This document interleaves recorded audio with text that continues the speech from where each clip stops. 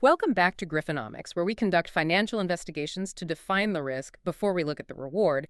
Today, we're diving into Compugen Ltd, ticker symbol CGEN, a clinical stage cancer immunotherapy company. Yeah, and Compugen is, it's a really fascinating one right now. They're leveraging this cutting-edge AI for drug discovery, but also a really contrarian approach to a huge problem in the field. That problem being immunotherapy resistance. Exactly. They aren't just, throwing another checkpoint inhibitor into the race. They're trying to fundamentally rewrite the rule book for how you engage the immune system. We've spent a lot of time digging through their source material, the clinical updates, financials, the science behind it all. And we've kind of landed on a clear thesis for this deep dive. It's that Compugen looks like a really attractive investment, and it's because of this unique combination of, well, two things. First, this multi-billion-dollar royalty potential from its Fc-reduced TIGIT asset. Right. Rilbegostomig. And second, the really high potential upside from its first-in-class PVRIG program, COM701. And all of this is, supported by a remarkably strong financial runway that gets them all the way into the third quarter of 2027. And that thesis, it just perfectly captures the tension at the heart of this company. It's a high conviction play, for sure, but also high risk. Because it's two separate bets. Totally independent, multifaceted bets. You're basically investing in two things at once. You're betting that a huge pharma partner, AstraZeneca, is going to succeed and validate that royalty stream. Right. But you're also making a completely separate bet on Compugen's own team, their own clinical execution with their proprietary drug, the PVRIG antibody. So to really understand the story, you have to look at both of those tracks, how they interact, and how this unusually strong balance sheet they have holds it all together. That's the only way to navigate it. Okay, so let's unpack this. We should probably start where any good investment analysis should begin, which is the financial foundation. The boring stuff that's actually the most important stuff. Exactly. For a clinical stage biotech, cash isn't just an asset, it's survival. So we'll look at this from the lens of their latest numbers, Q3 2025. Absolutely. Survival in this sector is literally measured in quarters of cash, especially when you're funding these incredibly expensive long-term trials. Phase 3s, adaptive phase 1s and 2s. Yeah, and the foundation here is, it's really solid. Compugen has this rock-solid balance sheet, and they're operating with essentially zero debt. Zero debt. That's huge. It is. It just instantly sets them apart from so many of their peers who are constantly, worrying about debt covenants or refinancing risk down the line. That lack of operational leverage is just so key. If we dig into the actual performance for that quarter, the one ending September 30, 2025, we see, well, a pretty expected picture for a company in their position. Yeah, they're investing heavily in R&D, which is what you want to see. But the key is that the burn rate is highly controlled. It doesn't scream panic. So what are the numbers? Okay, so for Q3 2025, the company reported a net loss of about $6.98 million. So just under $7 million. Right, which works out to about 7 cents per share, basic and diluted. And look, $7 million in loss might sound like a lot, but context is everything here. You have to ask what that money is buying. Precisely. That loss is what's financing the clinical advancement of their lead proprietary asset, COM701, and also helping to support their big partnered asset, GS0321.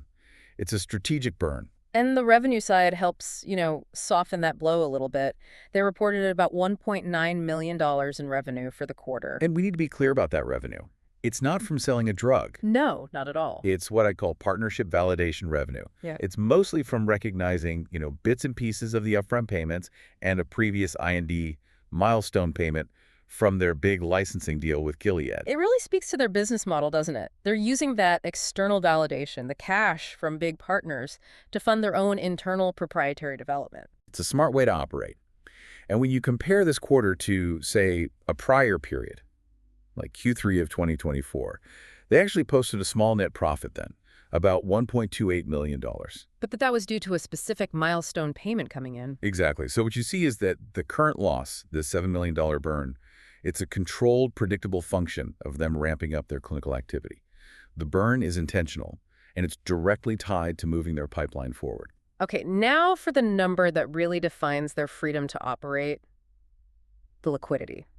The runway. The most important number on the balance sheet for a company like this. As of September 30, 2025, Compugen had approximately $86.1 million in cash, cash equivalents, and marketable securities. And that's a substantial figure, especially for a company whose market cap, at various points, has tracked pretty closely to its cash value. It's a huge backstop. So if you take that $86.1 million and divide it by their recent quarterly burn, You start to understand why management sounds so confident. Their projection, which is really the cornerstone of their stability, is that this cash will fund all of their operating plans. and that specifically includes the big COM701 trial. Right. It funds everything well into the third quarter of 2027. The 24-month horizon. That is a lifetime in biotech. And what's so critical here is the assumption baked into that number. Yes. This is what you have to pay attention to. They state very clearly that this runway projection assumes no further cash inflows. They're stress testing the balance sheet against a worst-case scenario. A scenario where their big partners, AstraZeneca and Gilead, don't deliver another milestone payment for 2 full years, which is, well, it's pretty unlikely, but it shows prudence. It's the hallmark of really good financial stewardship in this sector. It highlights their strategy of just aggressively managing the risk of shareholder dilution. The dreaded dilution overhang. Exactly. They've structured their whole financing strategy so that any future money that does come in from those licensing deals, it's all non-dilutive funding. It just pushes that Q3 2027 date even further into the future. So they avoid having to go back to the market, cap in hand, at a bad time, which is what crushes so many other small biotechs. So Compugen has built this secure financial bunker. It's got a 2-year supply of rations. Now, let's pivot to the first massive bet they are funding from inside that bunker. The TIGIT royalty moat. This is the cornerstone of that multi-billion-dollar thesis we talked about, rilvegostomig. And this is such a high-stakes, high-reward situation. What Compugen did here was really shrewd. They've effectively outsourced the massive execution risk to a global pharma giant. To AstraZeneca. Right. Rilvegostomig is this bispecific antibody. It targets both PD-1 and TIGIT, and AstraZeneca is developing it.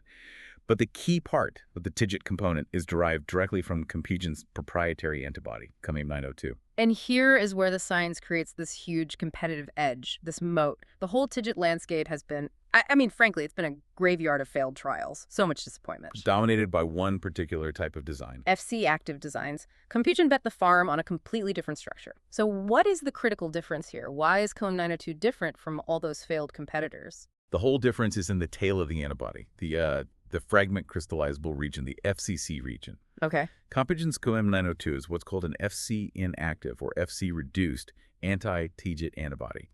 And this isn't just some minor chemical tweak. It was a fundamental biological design choice that really went against the grain. Yeah, because the conventional wisdom at the time was that you wanted an active FC region, right? The idea was that an active FC could help kill cancer cells through other immune mechanisms like ADCC. So why did Compugen go the other way? They saw the big pitfall, the one that was specific to the TIGIT target. While, FC activity can be a good thing for some cancer drugs for TIGIT, it has this really serious counterproductive drawback. What did that? The TIGIT protein isn't just on tumor cells. Critically, it's also expressed on your best anti-tumor fighters, the effector T cells, especially those cytotoxic CD8 plus T cells. So an FC-active TIGIT drug, which is supposed to be blocking an inhibitory signal, ends up also flagging those very same anti-tumor cells for destruction. That's it, exactly. The active FC region acts like a beacon, and it leads to the depletion of your TIGIT-positive effector T cells. It kills the very troops you're trying to send into battle. You're cutting off your nose to spite your face, biologically speaking. You really are. Compugen scientists figured out that the goal with TIGIT should be pure signal blockade. Just release the brake. Don't try to also stomp on the gas in a way that blows up the engine. And there was another issue too, right? With side effects. Yes, a big one. They also highlight that these FC-active TIGITs can deplete your peripheral T regulatory cells. Tregs are critical for keeping the immune system in balance. When you deplete them, you can get these really dangerous immune-mediated side effects, or IREs. So that explains the terrible safety and tolerability issues we saw in so many of those high-profile TIGIT failures. They were killing the anti-tumor response while also making patients really sick. And we have hard clinical data that shows this. It's what we can call the discontinuation problem. Yeah. Just look at the Skyscraper 07 trial. It involved an FC-active TIGIT because of all the safety and tolerability problems, things like high-grade colitis, hepatitis, really nasty inflammatory events. The patients in the TIGIT arm received a median of only 12 doses. The control arm got 17 doses. Wait, hold on. So the patients getting the experimental TIGIT drug, they received 30% less of the backbone therapy, the PD-L1 antibody, because they just couldn't tolerate the combination. Yes, they had to stop therapy because of the side effects. It fundamentally undermines the entire treatment protocol.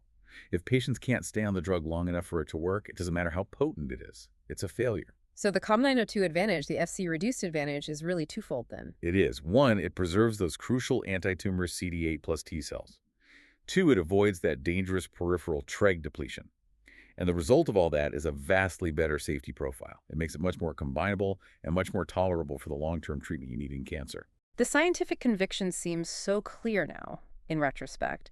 And AstraZeneca, they have bought into this thesis hook, line, and sinker. I mean, the sheer scale of the phase 3 development for rilvegostomig it's just breathtaking. It really is. This isn't some hesitant small-scale program.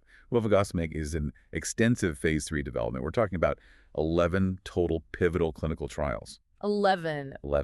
This covers 5 trials in the biggest oncology market there is, lung cancer, 4 trials in gastrointestinal cancers, 1 in endometrial cancer, and on top of that, they're being really strategic, pairing it with advanced drugs like ADCs. Antibody drug conjugates. Right, things like Datroway and Enhertu, they're testing it everywhere. That kind of breadth. It really suggests AstraZeneca is betting on rilvegostomig to become a foundational combination therapy across a whole bunch of different tumor types. It's a cornerstone of the franchise kind of bet. Okay, so let's talk about the financial magnitude of this bet. What could this actually mean for Compugen? The financial upside for Compugen, assuming AstraZeneca succeeds, it's genuinely transformative. AstraZeneca themselves have estimated a non-risk adjusted peak year revenue target for this drug. And this is just in lung cancer. Just in lung cancer alone, over $5 billion. $5 billion. Just to put that number in perspective for you, that's like the annual revenue of an entire oncology division for some mid-sized pharma companies. It's massive. So what are the assumptions that go into hitting a number like that? And what does it mean for Compugen's take? Well, to get to $5 billion, they're assuming success in first-line non-small cell lung cancer, which is the holy grail, widespread adoption.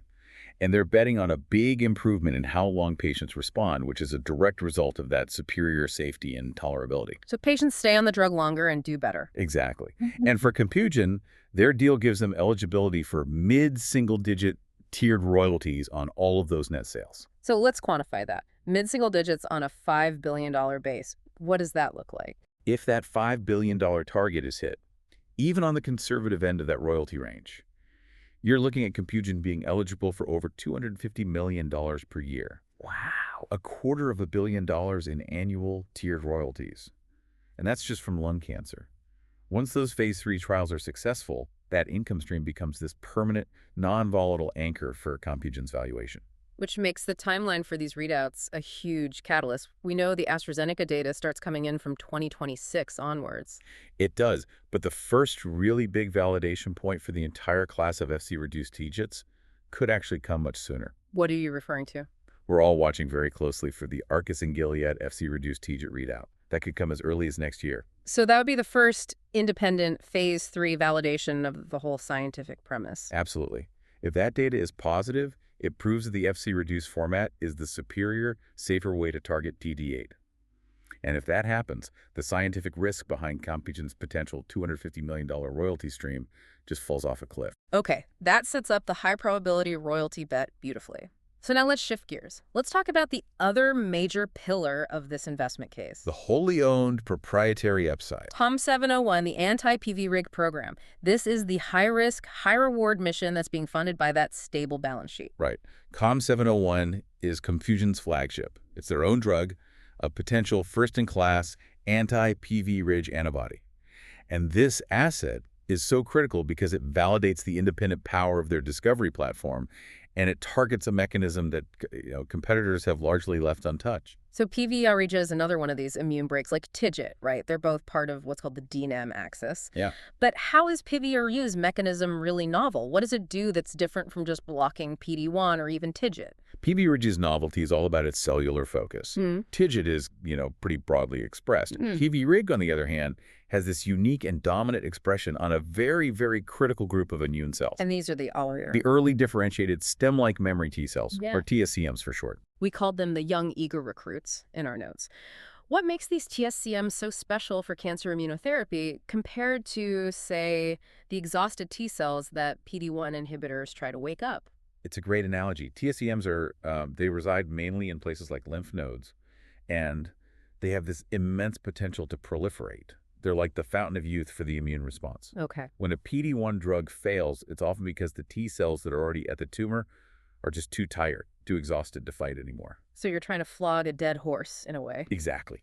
PVRIG blockade is totally different. It's not trying to revive exhausted soldiers. It's about unleashing a fresh army. Blocking PVRIG enhances the activation of these high-potential TSCMs right at the source, in the lymph nodes. It gives the immune system this continuous supply of highly active T cells that are ready to go to war. And this mechanism is what leads directly to Compugen's strategy of targeting so-called cold tumors.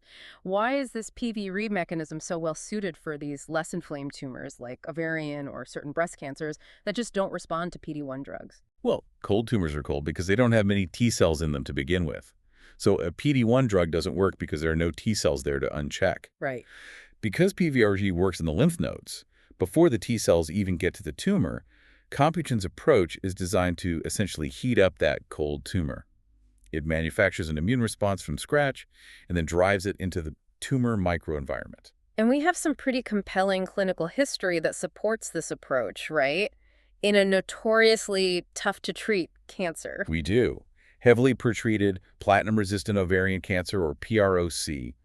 The early data there was really encouraging. It was strong proof of concept. I remember one patient in particular. Yes, there was a patient who achieved a partial response that lasted for over 18 months, and this was with COM701 as a monotherapy.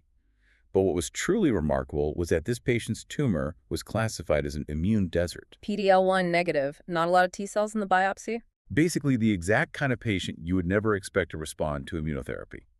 To see a durable response with a single agent in that setting, it's highly suggestive that a truly novel mechanism is at play here. And then when they escalated to the triplet combination, COM701 plus an anti-TIGIT plus an anti-PD-1, the results were even better. Yeah, in those same heavily pretreated PROC patients, they saw overall response rates in the range of 17 to 20%. And disease control rates of 45 to 46%. Really substantial numbers. So that reinforced the idea that to get maximum immune activation, you have to lift all these different brakes at the same time. Exactly. But the real value of this proprietary asset, it all hinges on the current pivotal trial. They've made a strategic shift in focus. Away from platinum-resistant to platinum-sensitive ovarian cancer. Right. They're now studying COM701 as a monotherapy in the maintenance setting for relapsed platinum-sensitive ovarian cancer, or PSOC. It's called the MAIA ovarian trial. And this shift to PSOC maintenance, it's strategic because the goal is very clearly defined by regulatory standards. What exactly is the bar they need to clear? What are they aiming for? They're targeting a clinically meaningful benefit in progression-free survival, or PFS. Specifically, management has said that a 3-month improvement in the median PS over placebo that would be considered clinically meaningful. And that could be enough to support a potential regulatory filing. Potentially, yes. It could move this from just a proprietary asset to a real source of product revenue for them. And just for context, the historical placebo PFS in this setting is usually somewhere between 5.4 and 5.8 months. So that 3-month goal it's ambitious, but it's achievable. Which brings us directly to the big structural risk here and the recent update that's been hanging over the stock. There's a timeline shift for this critical catalyst. This is it. This is the source of all the investor angst and volatility right now. The interim analysis for that PFS endpoint, it was supposed to happen in the second half of 2026. And now? It's been officially pushed back. The new target is Q1 of 2027. And that kind of delay in biotech, it often makes investors nervous. It creates an overhang. What's the official reason for the shift, and how is the market interpreting it? Management's reasoning is all about quality over speed. They say the delay is primarily due to the time it's taking to get major academic centers up and running. Specifically U.S. sites and the big French cooperative group, Gyneco. Right. These big centers are critical for enrolling the right patients quickly and efficiently. So management is saying, look, We're dedicated to getting this trial done right, even if it takes a bit longer. But the market hates waiting. The market hates waiting. The street's interpretation is that this just extends the period of pure speculation and risk. But, and this is the crucial part, you have to look at the balance sheet. That Q3 2027 runway. It comfortably supports this extended timeline. It completely removes the risk that they'll have to do an emergency capital raise while everyone is waiting for this data. So they're basically using their financial strength to buy themselves time to generate high-quality data, even if it means sacrificing investor patience in the short term. That's a great way to put it. Okay, so let's talk about the engine that created all of these assets in the first place. The computational discovery engine that found PVRE and TIGIT? We can't forget the source of their whole contrarian advantage. It's the Unigen AML platform. Their motto is, from code to cure. And this isn't just a typical screening platform. Not at all. It's designed to identify novel, often non-obvious drug targets and biological pathways that traditional pharma screening just overlooks. That's what gives them this unique edge and a pipeline that's way ahead of the curve. And the platform is constantly learning, constantly getting smarter by using these cutting-edge technologies. We noted their use of the Ultima Genomics UG100 sequencing platform. Now, this sounds super technical. Why is that specific technology so important for Compugen's discovery process? It's absolutely fundamental to their moat. Most standard high-throughput sequencing. It kind of reads mRNA transcripts by starting at random points. The UG100 platform is different. It uses what are called single-ended reads. And they always start at the same place. They consistently initiate from the 3' end of the mRNA transcript every single time. And that consistency, Right. that's the key to unlocking new science that competitors are missing. Precisely. That consistent starting point gives them this dramatically clearer, more precise map of where the transcript actually ends. And that superior resolution lets their bioinformatic tools spot these subtle but hugely important changes. Like what? Things like alternative splicing events and polyadenylation alterations across thousands of genes all at the same time. Okay, connect the dots for us. How does spotting a polyadenylation alteration translate into finding a new immune checkpoint? Think of a polyadenylation alteration as a hidden switch. It can change the final code of the message or how stable that message is, and that in turn dictates how much protein gets made, and sometimes which specific version of that protein gets expressed on the cell surface. So these different versions, these variants, can be new biological control mechanisms, new checkpoints. Exactly. Using this kind of high-res data, they were able to find, for example, a truncated variant of a protein called CARD88, which is part of the inflammasome. It suggested a whole new way of regulating immune function that was basically invisible to standard sequencing methods. So Unigen isn't just finding obvious targets, it's identifying these fundamental molecular control switches that can lead to entirely new classes of drugs. And that power has already generated a pipeline beyond just PVRIG and TIGIT. Let's talk about the Gilead partnership, GS0321. Right, GS0321. This started life inside Compugen as COM503.